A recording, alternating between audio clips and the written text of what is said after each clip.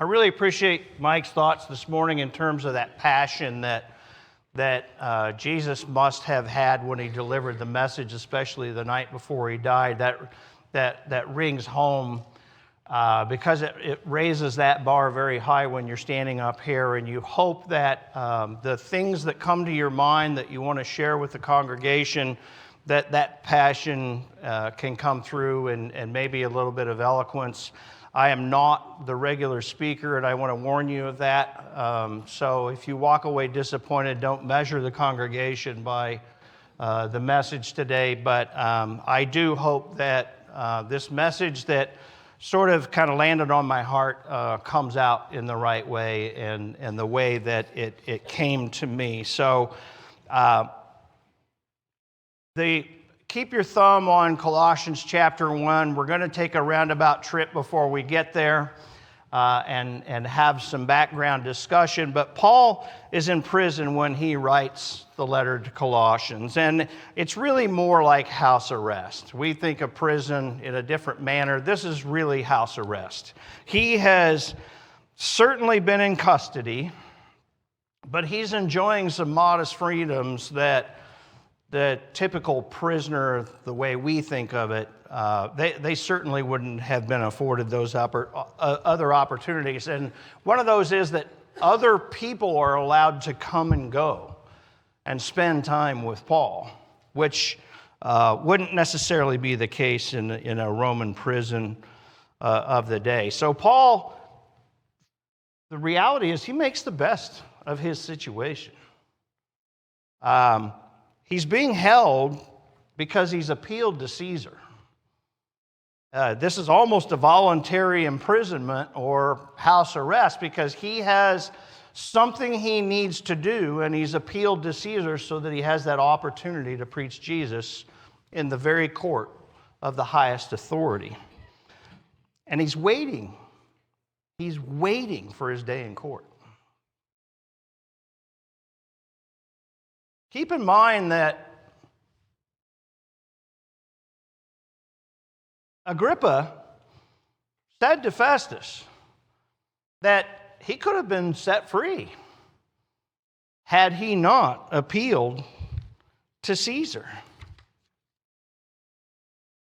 And also, we see here further in the Acts story that this centurion named Julius was tasked with getting Paul safely to Rome. And we read that Julius treated Paul kindly. And in fact, again, unusual for prisoner treatment, he let him go to his friends when they landed at Sidon to care for his needs. Highly unusual. And it just shows that this was not necessarily an abusive relationship here. Of course, we know in the story that after they set out into the open seas, things don't go so well. That things get a little more difficult and they end up shipwrecked. But not one person lost their life. And I think the more important thing I want to get across is that they knew why. They knew why no one lost their life. And these custodians, if you will, of Paul also witnessed other miracles on the island of Malta. So when they got to Rome, is it any wonder that Paul was allowed to stay by himself with a guard? Doesn't seem to me like he's created an environment, number one, that I'm not a threat here. I definitely want to go before Caesar. I'm a willing prisoner. But this was a give and take and a unique relationship. Is it like it is likely that Paul was from time to time chained to this guard? Maybe when they left the actual home, there were some restrictions, but he was really allowed to move about. People were able to come and go. This wasn't a traditional imprisonment, obviously, is what I'm trying to get across here. And he was able to preach to the Jews in Rome. They came to him, to his lodging place, and he was able to communicate the message as to why he was there in the first place. And he lived here for 2 years at his own expense. And he preached the gospel. He worked. So beyond this, the historical record about Paul gets very muddy. There's tradition, and it's unverifiable, but it gets muddy. But we do have reason to believe that eventually things got worse for Paul, that this light house arrest wasn't quite so light anymore, and that he was eventually executed for the cause of Christ. And during this time, all this time that he's here in Rome in this house arrest, people are coming and going from churches all over. And they're offering support, financial and moral support. They're sharing news, both good and bad, about what's going on in the churches throughout the world. And most of them Paul had established. We see people coming to him that he had a personal relationship, but also people that he didn't have a personal relationship. Also churches that he didn't establish are coming in and communicating to him. Paul's somewhat in anguish. Number one, he's regardless of how light this house arrest might be, he can't go anywhere that he's held a prisoner. He doesn't have any rights, really. He's not got the freedom that we would want to have. And so he's in anguish not only for that, but he wants his day in court. And this case has stalled. I mean, he's here for 2 years, we read, and never gets his day in court. Imagine the anguish and the anxiety that might create if you were sitting in that situation. And he wants to be free to continue to preach the gospel. He wants to go back to what he does. And he can't do that, at least in the way that he would want to. But he's certainly continuing to face ridicule as he goes through this. But he didn't sit around feeling sorry for himself. He did what he could. And we see that all the way throughout, not just Acts and the story, but in the letters that he wrote. And that's ultimately driving to the point is that this is the climate that Paul wrote the letter of Colossians in. All of this backstory that led up to this is exactly where he was sitting when he wrote this letter. And I just want to try to help bring you to that frame of mind. We've been studying the prison epistles on Sunday morning, and we just finished up sort of a high-level look at the Colossians letter, and so it's very fresh and very personal to me right now. But I've likened Paul to a general that's been given a theater of war to oversee. And he is managing this war from Rome. And these people are coming and going, telling them what's going on the battlefield, and he's sending them back with orders and a battle plan. And I feel like that's what Colossians is. But he makes it abundantly clear that Jesus is the commander-in-chief. Paul's but a general, acting on the duties or acting on the authority that Jesus has given him. But he makes no doubt about it that Jesus is the commander-in-chief. Ryan often talks about these threads that go throughout the Bible or throughout a book of themes that are sort of woven in and out. And the letter of Colossians definitely has this thread of Christ as the head, woven all the way throughout it. So make no mistake, Paul points to Christ as the ultimate authority. But he'd never been to Colossae, from what we know. Don't know that he has any personal relationship with some of these people, and there's evidence to suggest that this man named Epaphras had started this congregation in Colossae. Tychicus has apparently come to Rome from Colossae to meet with Paul, possibly, likely giving him financial support, telling him what's going on with the work in that area of Asia. And I would suggest to you that Tychicus wanted to make sure that he understood the battle plan, that he was getting his orders, so to speak. And so Paul writes this letter, and he sends it back to Colossae with Tychicus and coincidentally Onesimus, who we talked about this morning in a class. So this is the battle plan. This letter is the battle plan. That plan is to act out the gospel. It's that simple. And again, the underlying theme is that Christ is the head. He is the commander-in-chief. There's much to glean from this letter. There's a lot in here. And we've touched on some of it, as I said, in the last 3 weeks. But I want to focus on the instructions given in Colossians chapter 1 and verses 9 through 10 this morning. These are the words from a leader who, on the one hand, may not expect to live in the foreseeable future, but he also has the hope to be free. This is the man that wrote this letter. So let's read Colossians chapter 1, verse 9 through 10. And so from the day we heard, we have not ceased to pray for you, asking that you may be filled with the knowledge of his will in all spiritual wisdom and understanding, so as to walk in a manner worthy of the Lord, fully pleasing to him, bearing fruit in every good work and increasing in the knowledge of God. So, what Paul says, I'm going to paraphrase. We've not ceased to pray for you. Paul's not sitting around feeling sorry for himself. He's worried about other people. He says, we've asked that you be filled with the knowledge of God's will and all spiritual wisdom and understanding, so that you know how to walk.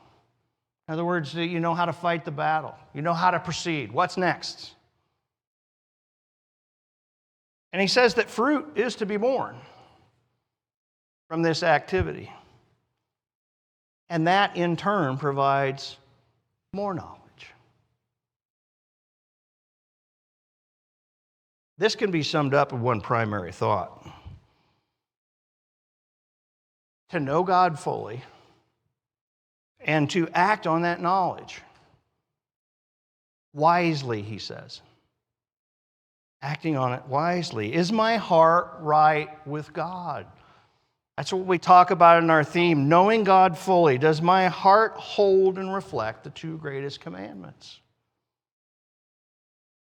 I appreciate a comment made by Lewis's son in class this morning.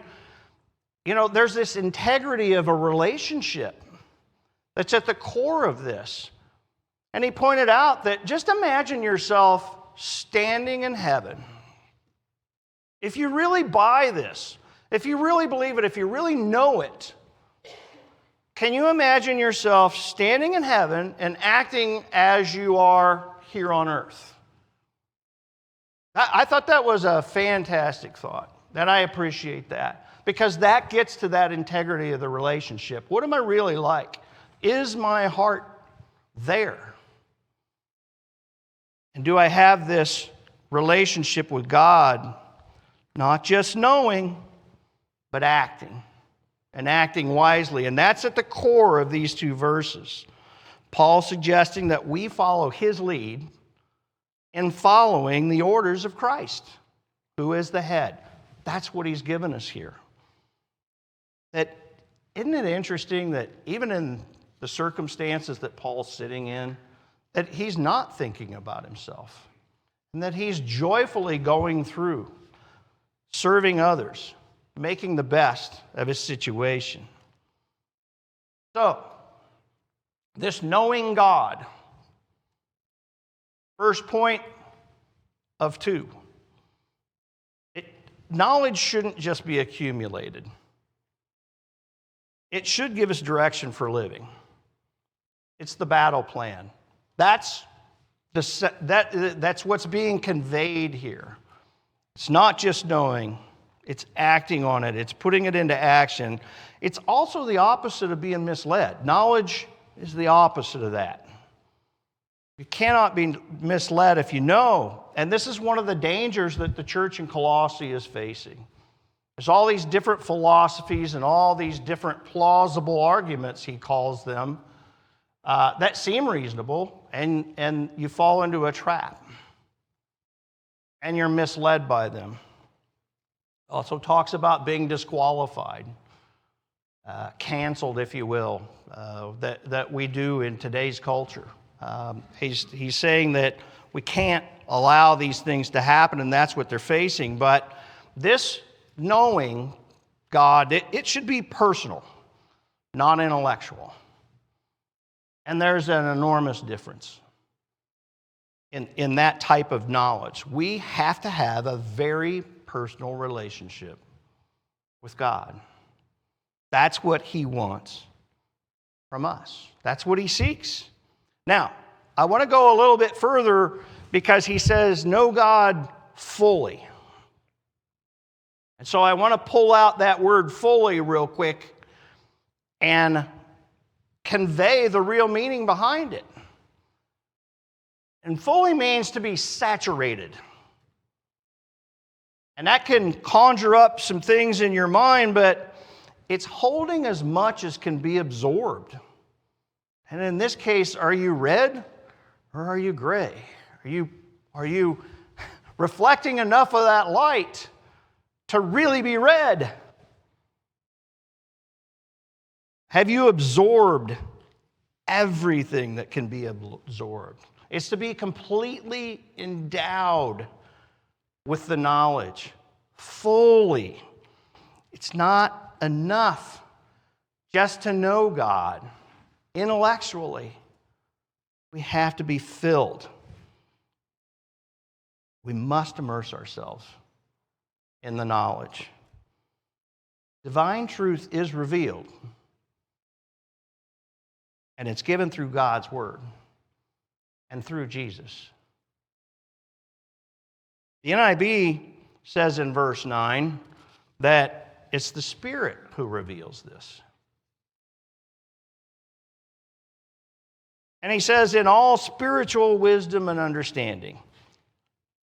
It's spiritual wisdom, not earthly wisdom or ordinary wisdom. Again, a difference. Looking at things from a heavenly perspective creates a different point of view. And that's what we are trying to wrap our minds around. Wisdom is the use of sound judgment, right? That's what we know in terms of a definition of the word, or it's the prudent use of knowledge. That we have this full knowledge of God, and we're using spiritual wisdom to apply it. That's the battle plan. It's incredibly important to place ourselves in an environment that's conducive to receive this knowledge and this understanding. It's my attitude. It's my attitude that is key to receiving the knowledge. Proverbs chapter 1 and verse 7. Solomon says, the fear of the Lord is the beginning of knowledge. Fools despise wisdom and knowledge. My heart ready for the knowledge, for the message. Is my heart right? Then God will deliver.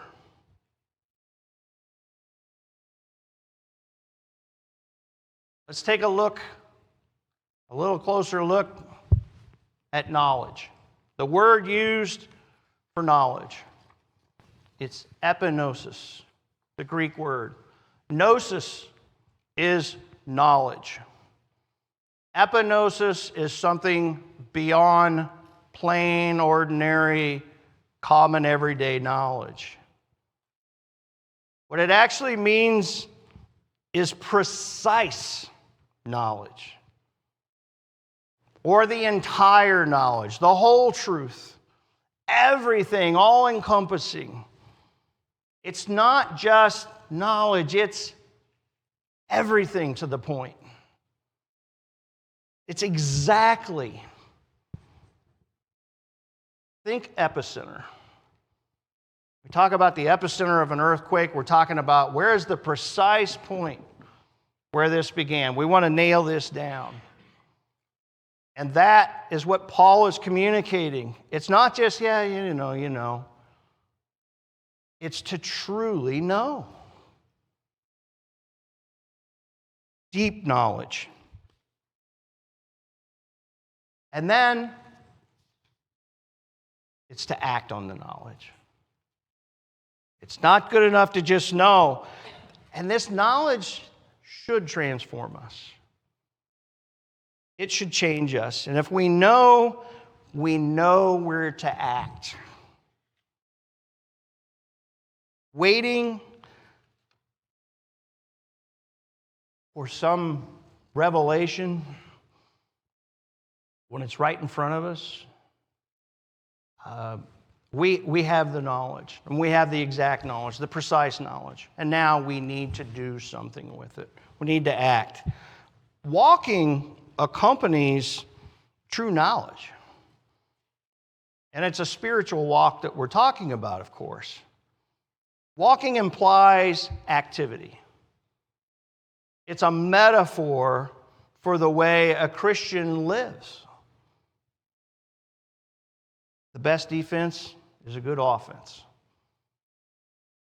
We know we've put up the defenses, we've protected ourselves, now we need to attack. We need to walk, and we need to walk in this way. And he wanted Christians to know so that they could walk in a manner worthy of the Lord, he says. James says in chapter 1, verses 23 and 24, "For if anyone is a hearer of the word and not a doer, he's like a man who looks intently at his natural face in a mirror.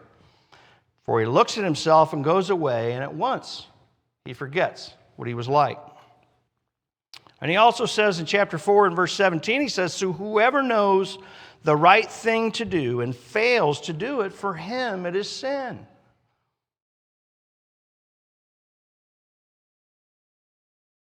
Walk in a manner worthy of the Lord. The Greek word axios is what's translated into worthy. And for us, worthy implies something that means merit. We deserve it. But that's not really what's being said here. Think congruous. Pretty big word for me. But it's an accurate term. Think corresponding to or suitable. Paul says that this wisdom should produce a walk that exhibits the spiritual attributes that he'll talk about further in the chapter. And there's a lot of them. There's character traits. And then there are specific ways that those character traits should manifest themselves. He makes it clear what a walk worthy of the Lord is. Again, the knowledge should transform us. It should make us want to walk in this way. It should come natural. But what Paul is saying by congruous, not worthy of the Lord, but he's saying congruous, and he's saying it's a reflection of God's glory, not ours. I'm not deserving of anything. I am simply reflecting the nature of God. Following Christ as the head, following his lead. And the reflection, I look like one of his followers. That's what's going on here. And if we don't walk like Christ walked, we're not acting in a manner worthy of the Lord. does my walk match? Can I truly claim the name?